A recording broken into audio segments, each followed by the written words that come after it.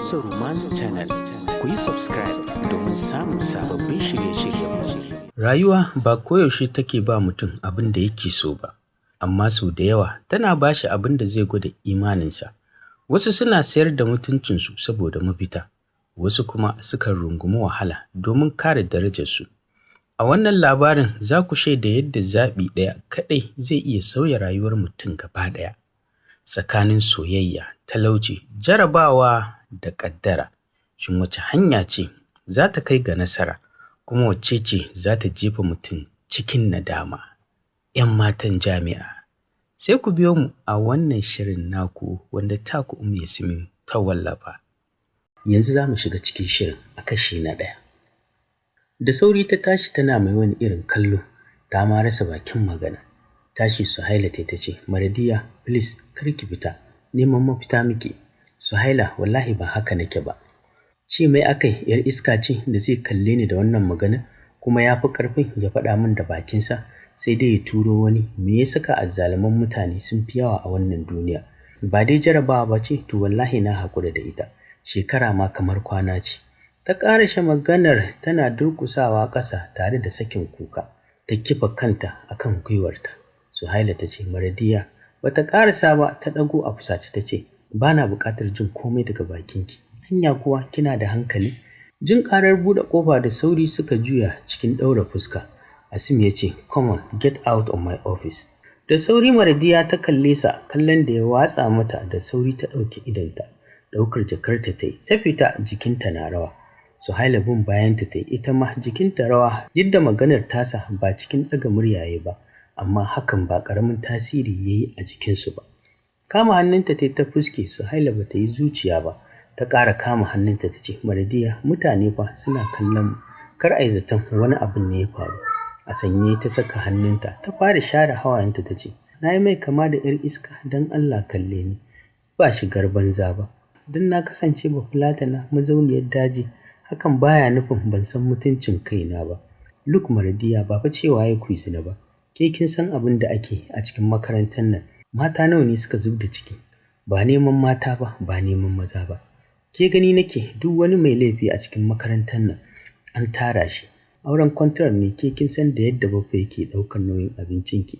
Da a ce shi yake biya miki registration, wallahi ke kanki kin san ba za ki ci gaba da zuwa ba. Wannan dama ce, radda kika ga dama ki fita da kwalinki mai kyau, wanda za ki iya samun aiki, ki tallafa wa 'yan uwanki da iyayenki.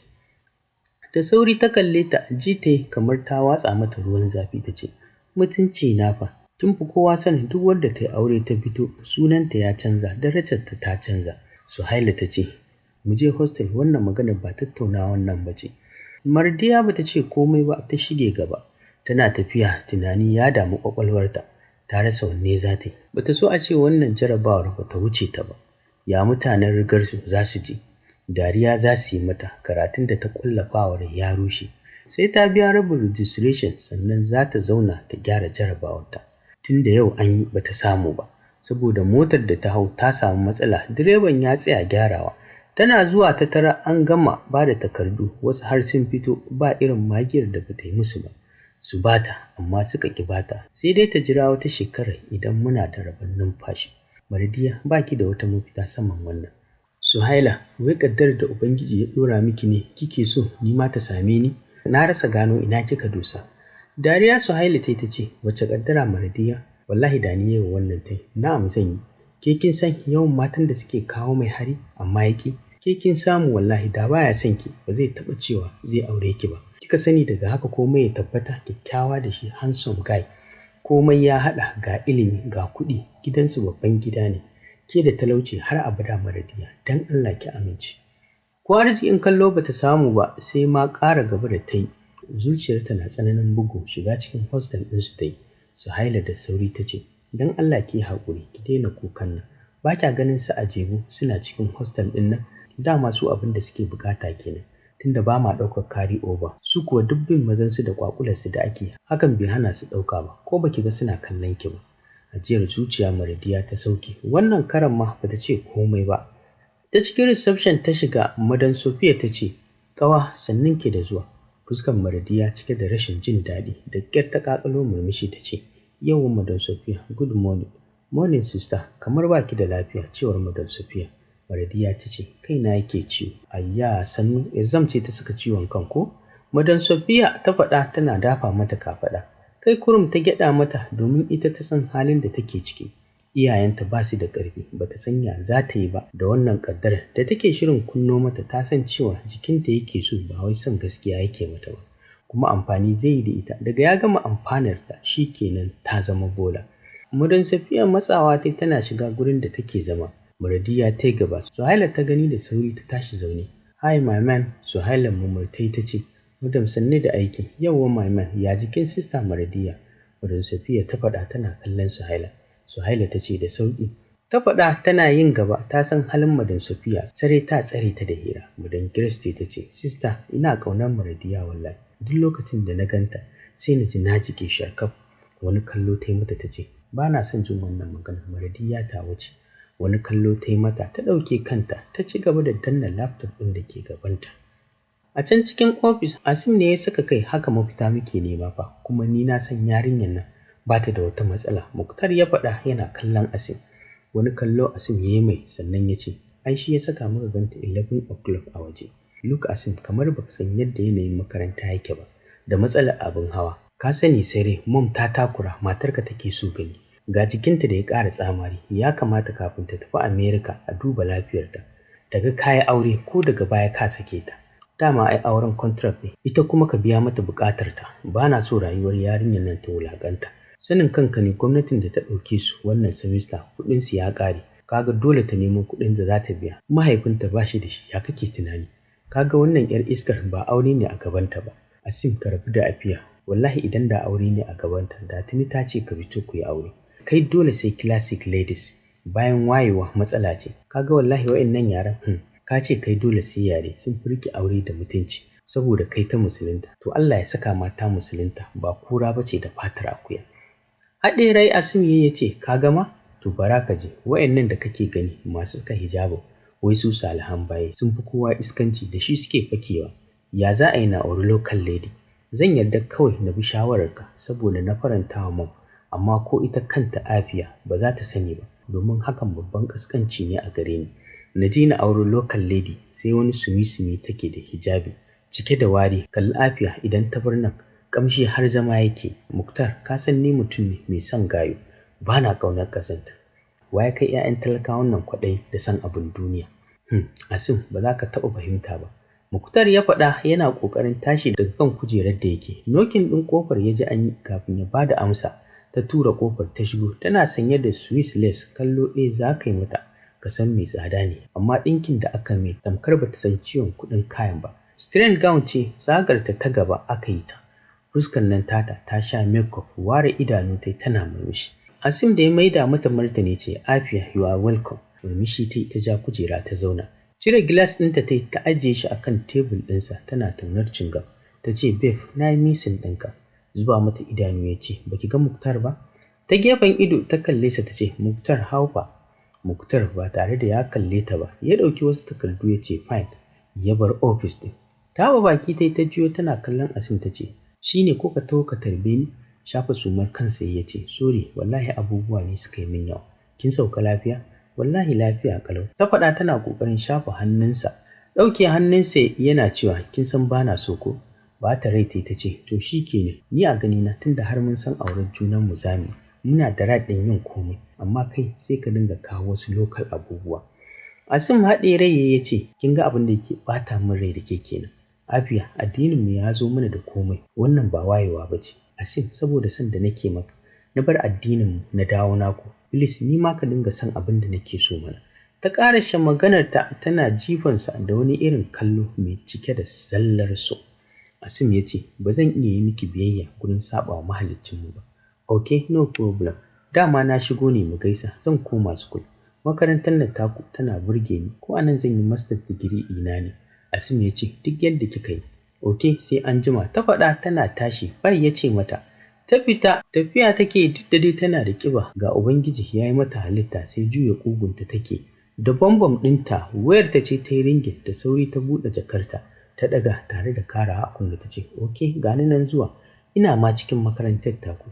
Tana gama faɗar hakan ta kashe wayar ta maida ta cikin jakarta. Ci gaba ta yi da tafiya, duk inda ta gifta sai an bi ta da kallo. Wani ofis ta yi nokin, gurin shiru, ba ka jin motsin komai sai na tsuntsaye. Buɗe mata aka yi, ta shiga. Tana shiga ta rufe tare da rungume ta baya. Tana zuge zub ɗin rigarta. Murmushi ta juyo tana kallonsa. Cike da so da ƙauna ta ce, "Mai." Kisa ya mata a nishaninta, ta yashi ta cire rigarta tana cewa, "Sun baka da dama wallahi, ko bari ba kai ba na huta." Samuel ya ce, "Wani hutu, bayan gani zan jiyar da ke daɗi." Murmushi tana ɗora hannunta akan hantsar wandonsa. Ta yi wani murmushi tana ayyana a ranta, da ma Asim ne gabanta yadda take hango a barsa. Ta san ba karamin daɗi zai ba. Lashe bakinta ta yi kamar wata mayya, kis ya yi mata a kumatu, yana ɓalla botul ɗin bura ɗinta. Nan da nan nishaninta suka bayyana, damƙar da yana cewa, "Wallahi na yi kewarki." Zama tana sakin wani irin nishi ta ce, "Are you sure?" Zama yana ƙoƙarin zura hannu a cikin fan ɗinta ya ce, "Yes." Dariya tana cewa, "Samuel." Dariya shi ma ya irin ta'arnan nan ya ce, "Na'am Linda." Murmushi ta ce, "I love you." Nokin suka ji an yi musu da sauri. Afiya ta kalli Samuel ta ce, "Wane?" Samuel ya ce, "Ina zan sani, don Allah maza ki mai da kayanki." Bata ce komai ba, ta tashi tsaye ta mai da kayanta. Zama tana sakin ajiyar zuciya tare da yin krosin kafarta. Ɗaukar wayarta tana operating ɗinta. Samuel gama gyara kansa sannan ya buɗe ƙofar. Madan Elisha ce rike da folder a hannunta. Ƙaƙalo murmushin dole ya ce, "Welcome." Cikin fara'a ta ce, "Greeting, how is work?" Kujera ya ja mata ya ce, "We thank God. Here is a seat for you, feel free to sit." Zama tana cewa, "Thanks." Komawa kujerarsa ya zauna. Afiya tashi tana cewa, "Sai mun yi waya." "Okay, bye," cewar Samuel. Afiya ta ce, "Bye," ta murda handle ɗin ta fita. Wannan kenan. Ina matan da ake kira da mata ba muna mata ba. Duk wacce ta amsa sunanta ya mace tana tattalin kanta da lafiyarta. Mace 'yar gayu ce, mace 'yar kwalliya ce. Kuma aka ce mace ba ta tsufa muddin tana gyara kanta. Diwan shekarunki idan kina tattalin kanki za ki ci zamaninki sannan ki ci na wasu. Kada na cika ku da surutu. Mam Amra ta zo muku da ingantattun magunguna na mata masu kyau da inganci, musamman maganin gyaran nono da mafi akasarin mata suke damuwa da matsalarsa. To sha kuruminki 'yar uwa, muna da sahihin maganin gyaran nono da zai dawo miki da martabarki. Duk lalacewarsa muddin kika yi amfani da magungunanmu za ki godiya. Sannan muna sayar da maganin sanyi mai kyau wanda yake kassara kowane irin sanyi na fili da na ɓoye. Akwai supplement gangariya masu kyau irin waɗanda ba su da matsala sai dai su gyara garkuwar jiki. Muna kuma sayar da turarurrukan wuta, humra, perfumes, sabulan gyaran fata, dilka, kayan gyaran jiki na amare, dahuwar kaza da ciccibi, zuma, gumba, tsumi, turaren tsugunno, miski da duk nau'in abubuwan da suke kankaro da martabar duk wata 'ya mace. Mam Amra fatanmu shine mu ba da gudunmawa domin samun zaman lafiya a zamantakewa.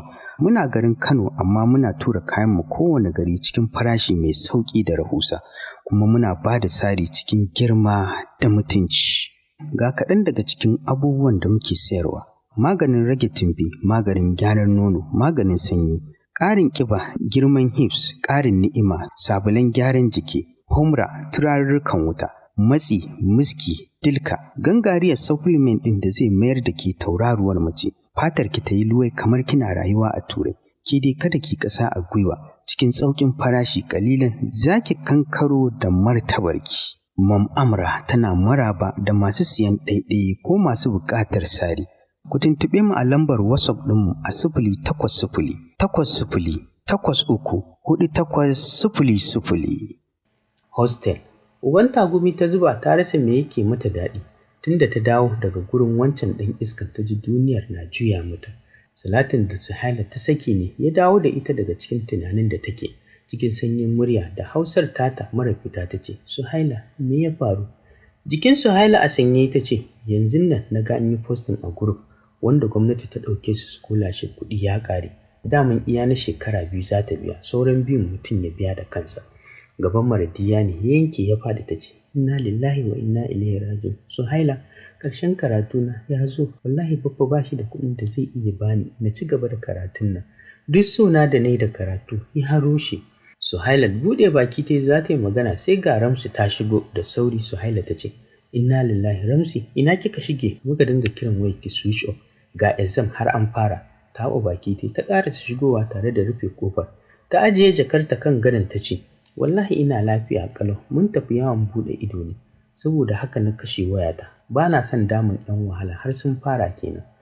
Guda nawa aka yi ne? Ta ƙarashe maganar tata tana zama a kan gadon. Maradiya ido kawai ta zuba mata, ta ma kasa magana. Suhaila ta ce, ga ki babbar 'yar wahala, ke yanzu ko ciwon rasa jarabawar baki ba? Wata dariya ta yi tana buga cinya ta ce, in damu dan na rasa wannan shegiyar jarabawa? To ku buɗe kunnuwanku, tunda na lura ba kwa fahimtar yaren jami'a. Kun ga wannan uwar wahalar da kuke sha kullum kuna yawo da fefa a hannu? To wallahi duk shirman banza ne. Ina da Dr. Patrick a cikin makarantar nan, zan faɗi yasa ne ba wallahi. Maradiya ta ce, daman yana da kirki, ni wallahi kallon da nake mai na marar mutunci, ga yadda akan maki kaɗan yake kada mutane. Cingam ɗin bakinta ta cire ta ce, gaskiya Maradiya, ban ga ranar da zaki waye ba. Au, ke da sai ya ɗauki maki guda ya baki ba tare da kin ɗauki jiki kin bashi ba? To wallahi kin ga ba iya jarabawarsa ba. Idan kika je kuka gama, musamman ya ji kin mai daɗi, wayyo Allah, wallahi ke da ɗaukan carry over a Birnin Federal University of Science har abada. Suhaila ta ce, muna neman tsari da wannan rayuwa. Idan fa muka yi aure, mu ce wa mazajenmu ne. Kut, to ba ku da hankali. Ke za ki bari kanki ya yi murfi ne? Wallahi ƙarya yake ce kin taɓa sanin wani. Wuyar ta gije a gyara ki tsaf, musamman ma ɗinki gam zai ji ki. Idan ya zo shiga ki ƙara farkewa ya ga jini, to me kuma ya saura? Ramsi ta faɗa tana kallon Suhaila. Maradiya ta ce, ina neman tsari da wannan ƙazamar rayuwa. Wallahi gara na haƙura da karatun da daina saɓa wa mahaliccina. Wai don girman Allah, wannan zamanin me kuka ɗauki zina? Anya ko kuna tunawa da mutuwa da hisabi da zaman kabari? Wani kallo Ramsi ta yi mata ta ce, to sannu uwar iya ta sallah, uwar da'awa. A'a, ba mu sani ba, sai yanzu da kika sanar mana. Murmushi Maradiya ta kwanta tana rinsa idanta. Fuska Asim ce ta shiga yi mata gizo a saman idanta. Da sauri ta buɗe, gabanta ya yanke ya faɗi. Tashi zaune ta da sauri. Suhaila ta ce, lafiya Maradiya, me yake damun ki? Dan Allah kar ki saka damuwa a ranki, duk wani abu da ya farko zai yi ƙarshe. Ubangiji mai manta da ke ba, yana sane da ke. Rungume ta Suhaila tana sakin ajiyar zuciya. Ramsu taɓa baki ta shiga toilet.